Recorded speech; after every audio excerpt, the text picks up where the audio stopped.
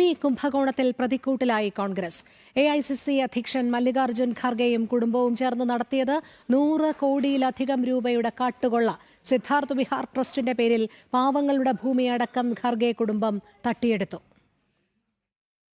കർണാടകയിലെ ഭരണസ്വാധീനം ഉപയോഗിച്ച് കോൺഗ്രസ് അധ്യക്ഷൻ മല്ലികാർജ്ജുന ഖാർഗെയും മകനും സംസ്ഥാന മന്ത്രിയുമായ പ്രിയങ്ക് ഖാർഗെയും വൻ ഭൂമികൊള്ള നടത്തിയെന്നാണ് BJP ആരോപിക്കുന്നത്. ഖാർഗെ, ഭാര്യ, മകൻ, മരുമകൻ എന്നിവർ അംഗങ്ങളായ സിദ്ധാർത്ഥ വിഹാർ ട്രസ്റ്റ് എന്ന കുടുംബ ട്രസ്റ്റിന്റെ മറവിലാണ് കോടികളുടെ അഴിമതി നടന്നിരിക്കുന്നതെന്ന് BJP വക്താവ് പ്രദീപ് ഭണ്ഡാരി ചൂണ്ടിക്കാട്ടി. सिद्धार्थ विहारा ट्रस्ट, इस ट्रस्ट में मल्लिकार्जुन खड़गे, उनके बेटे प्रियांक खड़गे, उनके सन इन लॉ और उनकी धर्म पत्नी भी है. So this trust Siddharth Vihara trust, इसमें प्रियांक खड़गे जो मिनिस्टर है कर्नाटका सरकार में और कांग्रेस पार्टी के अध्यक्ष मल्लिकार्जुन खड़गे इस ट्रस्ट के मेंबर्स हैं.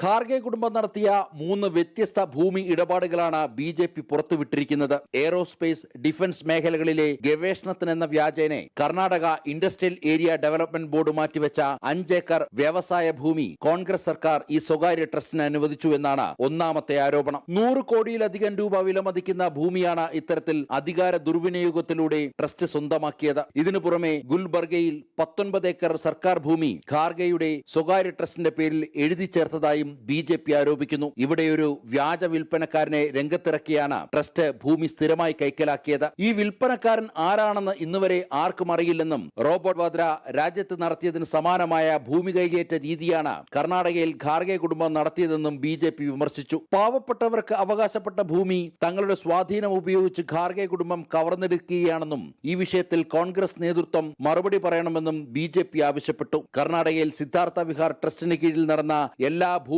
ഇടപാടുകളെക്കുറിച്ചും ഉന്നതതല അന്വേഷണം വേണമെന്ന ആവശ്യവുമായി സംസ്ഥാന BJP ഘടകം വരും ദിവസങ്ങളിൽ ശക്തമായ സമരത്തിനൊരുങ്ങുകയാണ്. ജനം, ഡൽഹി.